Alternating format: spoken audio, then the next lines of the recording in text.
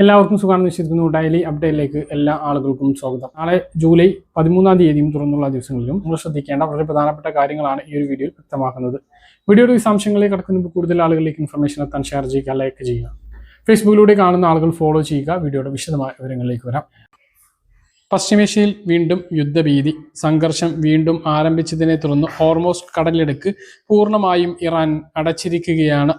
നിലവിൽ ഉണ്ടായിരുന്ന ഗ്യാസ് പ്രതിസന്ധിയിൽ അയവ് വന്നതിന് തൊട്ടു പിന്നാലെയാണ് വീണ്ടും ആക്രമണവും ഹോർമോസ് അടക്കലും ഉണ്ടായിട്ടുള്ളത്. അതുകൊണ്ട് തന്നെ വരും ദിവസങ്ങളിൽ ഗ്യാസിലുണ്ടായിരുന്ന പഴയ നിയന്ത്രണങ്ങൾ പുനഃസ്ഥാപിച്ചേക്കാനുള്ള സാധ്യതയുണ്ട്. നിലവിൽ ഒരുപാട് സ്റ്റോക്ക് എടുത്തതുകൊണ്ട് തന്നെ പെട്ടെന്ന് അത്തരത്തിലൊരു നീക്കത്തിലേക്ക് കടക്കില്ല എങ്കിലും വരും മാസങ്ങളിലോ അല്ലെങ്കിൽ വരും ആഴ്ചകളിലോ വീണ്ടും പ്രതിസന്ധി ഉണ്ടാവുകയും നിയന്ത്രണങ്ങൾ ഏർപ്പെടുത്തിയേക്കും എന്നുള്ളതാണ് വിവരം. അതുകൊണ്ട് തന്നെ പ്രതിസന്ധികൾ തീർന്നു, ബുക്കിംഗ് ഇടവേളകൾ കുറച്ചു എന്നൊക്കെ കരുതി ഗ്യാസ് ഉപയോഗിക്കുമ്പോൾ ഈ കാര്യം മറക്കാതിരിക്കുക. വീണ്ടും സംഘർഷം ആരംഭിച്ചിട്ടുണ്ട്. ഗ്യാസ് ലഭിക്കുന്നത് മുടങ്ങിയേക്കാനുള്ള സാധ്യത അല്ലെങ്കിൽ പെട്ടെന്ന് ലഭിക്കുന്നതിൽ ദീർഘകാലത്തേക്കുള്ള ഇടവേളകൾ ഉണ്ടായേക്കാനുള്ള സാധ്യതയും ഉണ്ട്. കോഴിക്കും കോഴിമുട്ടക്കും വൻതോതിലാണ് ഇപ്പോൾ വില വർദ്ധിച്ചിട്ടുള്ളത്. ഈ സമയത്ത് തന്നെ ചത്ത ഇറച്ചി, സുനാമി ഇറച്ചി എന്ന പേരിൽ സംസ്ഥാനത്ത് വ്യാപകമായി ഇറങ്ങുന്നതുമായി ബന്ധപ്പെട്ട വിവരങ്ങൾ ഉണ്ടായിരുന്നു. ഇതുമായി ബന്ധപ്പെട്ട ഒരു ബോധവൽക്കരണ വീഡിയോ നമ്മൾ ചെയ്തിട്ടുണ്ട്. ഇതിന് പുറമെയാണ് ഇപ്പോൾ കോഴിമുട്ടയുടെ വില വർദ്ധിക്കുന്ന സാഹചര്യത്തിൽ പഴകിയ മുട്ട എത്തുന്നുണ്ട് എന്നുള്ള റിപ്പോർട്ടുണ്ട്. പഴകിയ മുട്ട അത് ഉപയോഗശൂന്യമായിട്ടുള്ള മുട്ടകളായിരിക്കും. അതുകൊണ്ട് തന്നെ നമ്മൾ മുട്ട വാങ്ങുന്ന സമയത്ത് പഴകിയതാണോ അതോ നല്ല മുട്ടയാണോ എന്ന് തിരിച്ചറിയാൻ ശ്രദ്ധിക്കേണ്ട കുറച്ച് കാര്യങ്ങളുണ്ട്. വീട്ടമ്മമാർ ഉൾപ്പെടെയുള്ളവർ നിർബന്ധമായിട്ടും അറിഞ്ഞിരിക്കേണ്ട കാര്യങ്ങളാണ്. അതാണ് ഇനി പറയുന്നത്. പല സാഹചര്യങ്ങളും കൊണ്ടും മുട്ട കേടാവാം. ചൂട് കൂടുന്ന സമയത്താണ് ഏറ്റവും കൂടുതൽ മുട്ട കേടാവുന്നത്. അടുക്കളയിലേക്ക് ആവശ്യത്തിനുള്ള പലചരക്ക് സാധനങ്ങൾ ഒന്നിച്ചു വാങ്ങി സൂക്ഷിക്കുന്ന ശീലമുള്ളവർ പല ആളുകളും ഉണ്ട്. ഇങ്ങനെ ഇത്തരത്തിൽ വാങ്ങി സൂക്ഷിക്കുന്ന കൂട്ടത്തിൽ മുട്ടയും ഉൾപ്പെടുന്നുണ്ട് എങ്കിൽ നമ്മൾ അല്പം ജാഗ്രത പാലിക്കേണ്ടതുണ്ട്. മീനും ഇറച്ചിയും കേടാകുന്നത് പെട്ടെന്ന് തിരിച്ചറിയാൻ സാധിക്കുമെങ്കിലും മുട്ട അത്തരത്തിൽ തിരിച്ചറിയാൻ സാധിക്കില്ല. മുട്ട പുറത്തു വെച്ചാലും ഫ്രിഡ്ജിൽ വെച്ചാലും കേടാവാനുള്ള സാധ്യതയുണ്ട്. ഫ്രിഡ്ജിൽ വെച്ചിരിക്കുന്ന മുട്ടകൾ പ്രധാനമായും 2 കാരണങ്ങൾ കൊണ്ടാണ് ഉപയോഗശൂന്യമാവുക. ഒന്ന്, അതിൻ്റെ സ്വാഭാവികമായിട്ടുള്ള ഗുണനിലവാരം നഷ്ടപ്പെട്ട് മുട്ട കേടാകുന്നു. രണ്ടാമത്തത്, സാൽമോണല്ല ബാക്ടീരിയയുടെ സാന്നിധ്യം മൂലം വിഷലിപ്തമാകുന്നത് മൂലവും വഴിയും മുട്ട കേടാകുന്നുണ്ട്. അതുകൊണ്ട് തന്നെ നമ്മൾ കഴിക്കുന്ന മുട്ട ആരോഗ്യത്തിന് സുരക്ഷിതമാണോ എന്ന് എങ്ങനെ ഉറപ്പുവരുത്താം എന്നുള്ളതാണ് പറയുന്നത്. വെള്ളത്തിൽ പൊങ്ങിക്കിടക്കുന്ന മുട്ടകൾ ചീത്തയാണോ എന്നുള്ളതാണ് നമ്മൾ ആദ്യം നോക്കുന്നത്. മുട്ടയുടെ ഗുണനിലവാരം പരിശോധിക്കുന്നതിന് വേണ്ടി നമ്മളിൽ ഭൂരിഭാഗം ആളുകളും ആശ്രയിക്കുന്ന ഒന്നാണ് വാട്ടർ ടെസ്റ്റിംഗ് അഥവാ ഫ്ലോട്ട് ടെസ്റ്റ്. ഒരു പാത്രത്തിൽ വെള്ളത്തിലേക്ക് മുട്ട ഇടുമ്പോൾ അത് താഴേക്ക് മുങ്ങിപ്പോകുന്നുണ്ട് എങ്കിൽ നല്ലതെന്നും മുകളിലേക്ക് പൊങ്ങി വരികയാണ് എങ്കിൽ ചീത്തതെന്നും ആണ് ആളുകൾ കണക്കാക്കാറുള്ളത്.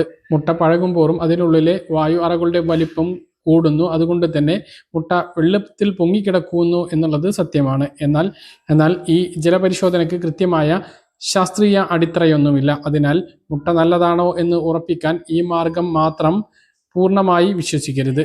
മുട്ട കേടായതാണോ എന്ന് മനസ്സിലാക്കാൻ നമുക്ക് ഏറ്റവും നല്ലത് മണത്തു നോക്കുന്നതും കാഴ്ചയിലൂടെ മനസ്സിലാക്കുന്നതും തന്നെയാണ്.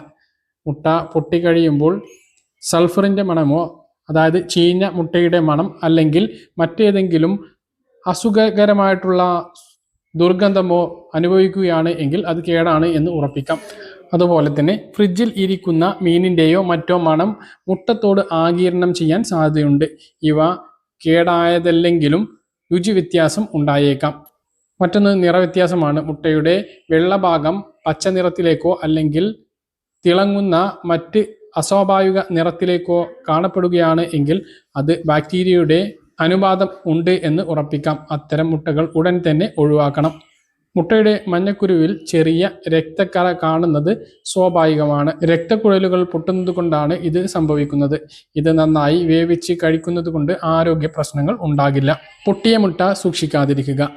മുട്ടത്തോടിൽ ചെറിയ വിള്ളലുകൾ ഉണ്ടെങ്കിൽ പോലും ബാക്ടീരിയകൾ ഉള്ളിലേക്ക് കടക്കാൻ അത് വഴിയൊരുക്കും. അതിനാൽ പൊട്ടിയ മുട്ടകൾ വാങ്ങാതിരിക്കുകയും വാങ്ങിയാൽ പെട്ടെന്ന് ഉപയോഗിക്കാനും ശ്രദ്ധിക്കുക. മുട്ടയുടെ ഗുണനിലവാരത്തിൽ നേരിയ സംശയം തോന്നിയാൽ പോലും അത് ഉപയോഗിക്കാതെ കളയുന്നതാണ് ആരോഗ്യത്തിന് നല്ലത്. മുട്ട ഫ്രിഡ്ജിൽ സൂക്ഷിക്കുമ്പോൾ ഫ്രിഡ്ജിൻ്റെ വാതിലിൽ സൂക്ഷിക്കുന്ന പഴയ ശീലം മാറ്റുക. ഫ്രിഡ്ജുകളുടെ വാതിലിൽ മുട്ട വയ്ക്കാനുള്ള അറകൾ ഉണ്ടാകും. എന്നാൽ ഫ്രിഡ്ജിൻ്റെ വാതിലിൽ താപനിലയിൽ വ്യതിയാനം കൂടുതലായതിനാൽ അവിടെ മുട്ട സൂക്ഷിക്കുന്നതിനേക്കാൾ നല്ലത് ഫ്രിഡ്ജിൻ്റെ ഉള്ളിൽ ഏറ്റവും തണുപ്പുള്ള ഭാഗത്ത് മുട്ടകൾ സൂക്ഷിക്കുന്നതാണ്. മുട്ട പലപ്പോഴും പുറത്തും വെച്ച് സൂക്ഷിക്കാറുണ്ട്. ഫ്രിഡ്ജുണ്ട് എങ്കിൽ ഫ്രിഡ്ജിൽ തന്നെ സൂക്ഷിക്കുക. ഫ്രിഡ്ജിൽ സൂക്ഷിച്ച മുട്ടകൾ പുറത്ത് വെച്ചാൽ അത് വിയർക്കാൻ സാധ്യതയുണ്ട്. ഇത് ബാക്ടീരിയ വളർച്ചയ്ക്ക് കൂടുതൽ സഹായകരമാകും. റെഫ്രിജറേറ്ററിൽ നിന്നും എടുത്ത മുട്ടകൾ 2 മണിക്കൂറിൽ കൂടുതൽ പുറത്ത് വയ്ക്കരുത്. ഉപയോഗ കാലാവധി തീരാറായിട്ടുള്ള മുട്ടകൾ ഒരുമിച്ചുണ്ട് എങ്കിൽ അവൾ ഉടൻ തന്നെ പുഴുങ്ങി സൂക്ഷിക്കും. വളരെ പ്രധാനപ്പെട്ട അറിയിപ്പ്. റെയിൽവേയുടെ UTS ആപ്പ് വഴി അൺറിസർവ്ഡ് ടിക്കറ്റുകൾ ബുക്ക് ചെയ്താൽ ഏത് ഫോണിൽ നിന്നാണോ ടിക്കറ്റ് ബുക്ക് ചെയ്യുന്നത് അതേ ഫോൺ ഉപയോഗിച്ച് യാത്ര ചെയ്യണം. മാത്രമല്ല ഒരു ഔദ്യോഗിക തിരിച്ചറിയൽ രേഖയും കയ്യിൽ കരുതണം. നീല വെള്ള റേഷൻ കാർഡിൽ ഉൾപ്പെടുന്നതിന് വേണ്ടി ഇപ്പോൾ അപേക്ഷ ക്ഷണിച്ചത് തുടരുകയാണ്. ജൂലൈ 17-ാം തീയതി വൈകുന്നേരം 5 മണി വരെയാണ് ഓൺലൈനായി അക്ഷയ കേന്ദ്രങ്ങളിലൂടെയും സിറ്റിസൺ ലോഗിൻ വഴിയും അപേക്ഷ നൽകാൻ വേണ്ടിയിട്ട് കഴിയുക. ഇങ്ങനെ അപേക്ഷ സമർപ്പിച്ച് കാത്തിരിക്കുമ്പോൾ ഏറ്റവും പ്രധാനപ്പെട്ട ഒരു കാര്യം കൂടുതൽ ആളുകൾക്ക് ഈ ഒരു റേഷൻ കാർഡ് ലഭിക്കും എന്നുള്ളതാണ്. കഴിഞ്ഞ സർക്കാർ ഒരുപാട് അനർഹരായിട്ടുള്ള ആളുകളുടെ മുൻഗണനാ റേഷൻ കാർഡുകൾ പിടിച്ചെടുക്കുകയോ അല്ലെങ്കിൽ സ്വമേധയാ തിരിച്ചേൽപ്പിക്കുന്നതിന് വേണ്ടി അറിയിപ്പ് നൽകുകയും അങ്ങനെ പല ആളുകളും പിഴയോട് കൂടിയിട്ട് തന്നെ റേഷൻ കാർഡ് തിരിച്ചേൽപ്പിക്കുക എന്ന സാഹചര്യം ഉണ്ടായപ്പോൾ ഒരുപാട് ഒഴിവുകളാണ് മുൻഗണനാ വിഭാഗത്തിൽ സംസ്ഥാനത്തുണ്ടായത്. 6 ലക്ഷത്തിലധികം ഒഴിവുകൾ ഉള്ളത് കൊണ്ട് തന്നെ അത് പെട്ടെന്ന് നികത്തിയിട്ടില്ല എങ്കിൽ കേന്ദ്രം ആ ഒരു വിഹിതം നമ്മുടെ സംസ്ഥാനത്തു നിന്നും ഒഴിവാക്കും. നമ്മുടെ AY മഞ്ഞ റേഷൻ കാർഡിനും PHH പിങ്ക് റേഷൻ കാർഡിലും ഉള്ള അംഗങ്ങളുടെ എണ്ണത്തിലാണ് ഇത്രയും 6 ലക്ഷത്തിൻ്റെ കുറവ് വരാൻ പോകുന്നത്. അത് ഒഴിവാക്കാൻ വേണ്ടിയിട്ടാണ് നിലവിൽ അർഹരായിട്ടുള്ള ആളുകളെ ഉൾപ്പെടുത്തുന്നതിന് വേണ്ടി കഴിഞ്ഞ സർക്കാർ പല തവണയായിട്ട് അപേക്ഷ ക്ഷണിച്ചിട്ടും പല ആളുകളും അപേക്ഷ നൽകിയില്ല. അത് നികത്താനായില്ല. അപ്പോഴാണ് പുതിയ സർക്കാർ വന്നതിന് ശേഷം വീണ്ടും ഈ ഒരു അപേക്ഷ ആരംഭിക്കുന്നത്. നിലവിൽ പരിശോധന, അതായത് അനർഹരായിട്ട് മുൻഗണനാ റേഷൻ കാർഡിൽ കൈവശം വെച്ചവരെ കുറിച്ച് പരിശോധന ഉണ്ടാകുമോ എന്ന് പല ആളുകൾക്കും സംശയമുണ്ട്. സ്വന്തമായി ആവശ്യത്തിന് 4 ചക്ര വാഹനം, 1000 സ്ക്വയർ ഫീറ്റിന് മുകളിലുള്ള വീട്, ഒരേക്കലധികം ഭൂമി, സർക്കാർ അർദ്ധ സർക്കാർ ജീവനക്കാർ അല്ലെങ്കിൽ പെൻഷൻകാർ റേഷൻ കാർഡിൽ ഉണ്ടായിരിക്കൽ, ഇങ്ങനെയൊക്കെ ഉണ്ട് എങ്കിൽ മുൻഗണനാ റേഷൻ കാർഡിന് അർഹതയില്ല. എന്നാൽ നിലവിലെ സാഹചര്യത്തിൽ ഇപ്പോൾ പുതിയൊരു അന്വേഷണം ഉണ്ടാകില്ല എന്നുള്ളതാണ്.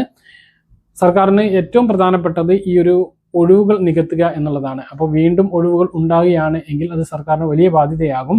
കേന്ദ്രം ആ ഒരു വിഹിതം വെട്ടിക്കുറക്കുകയും ചെയ്യും. അതുകൊണ്ട് തന്നെ പുതിയൊരു അന്വേഷണം ഇപ്പോൾ ഉണ്ടാകില്ല എന്നുള്ളതാണ്. അതുകൊണ്ട് തന്നെ പിങ്ക് റേഷൻ കാർഡൊക്കെ അനർഹമായിട്ട് കൈവശം വെച്ചവർക്കും ഇപ്പോൾ പേടിക്കേണ്ടതായിട്ടില്ല. അതേസമയം ആരെങ്കിലും ഒറ്റ കൊടുക്കുകയാണെങ്കിൽ, അതേസമയം ആരെങ്കിലും പരാതിപ്പെടുകയാണ് എങ്കിൽ സപ്ലൈ ഓഫീസുകളിൽ നിന്നും നേരിട്ട് അന്വേഷണത്തിനെത്തി അത്തരം കാർഡുകൾ പിടിക്കുകയും പിഴ ഈടാക്കുകയും ചെയ്യുന്നതും. BPL റേഷൻ കാർഡിന് ഓൺലൈനായിട്ട് അപേക്ഷ സമർപ്പിക്കാനുള്ള സമയപരിധി അവസാനിക്കാൻ ഇനി കുറഞ്ഞ ദിവസങ്ങൾ മാത്രമാണ് ഉള്ളത്. 17-ാം തീയതി വരെയാണ്. ചിലപ്പോൾ നീട്ടി നൽകിയേക്കാം. എങ്കിലും ഇനിയും അപേക്ഷിച്ചിട്ടില്ലാത്ത നീല വെള്ള റേഷൻ കാർഡുള്ളവർ അപേക്ഷ സമർപ്പിക്കാൻ ശ്രദ്ധിക്കുക. ഈ മാസത്തെ റേഷൻ വാങ്ങിയിട്ടുണ്ടാകും എന്ന് കരുതുന്നു. നീല റേഷൻ കാർഡിന് 3 കിലോ ഗോതമ്പ് കൂടി ഈ ഒരു മാസം ഉണ്ട്. എല്ലാ റേഷൻ കാർഡിനും ആട്ടയുണ്ട്. അപ്പോൾ ഇതെല്ലാം പോയിട്ട് കൈപ്പറ്റണമെന്ന് ഓർമ്മിപ്പിക്കുന്നു. സപ്ലൈകോയിൽ നിന്നും വിഹിതങ്ങൾ വാങ്ങാൻ മറക്കരുത്. 13 ഇനം സബ്സിഡി സാധനങ്ങളുടെ വിലയിൽ വ്യത്യാസം വന്നിട്ടുണ്ട്. അതൊക്കെ നമ്മൾ കഴിഞ്ഞ ദിവസം പറഞ്ഞിരുന്നു. അപ്പോൾ അതുപോലെ തന്നെയാണ് കാര്യങ്ങൾ. ഇതാണ് റേഷൻ വിതരണവുമായി ബന്ധപ്പെട്ടും മുൻഗണനാ റേഷൻ കാർഡുമായി ബന്ധപ്പെട്ടും നിങ്ങളെ അറിയിക്കാനുള്ളത്. പറഞ്ഞ കാര്യങ്ങൾ കൃത്യമായിട്ട് മനസ്സിലാണെന്ന് കരുതുന്നു. ഇതുപോലെ ഇൻഫർമേഷൻ ലഭിക്കാൻ ചാനൽ സബ്സ്ക്രൈബ് ചെയ്യുക, ബെൽ ഐക്കൺ എനേബിൾ ചെയ്ത് നോക്കുക. മറ്റൊരു വീഡിയോയുമായി നമുക്ക് വീണ്ടും കാണാം. ദൂരേക്ക് ബൈ.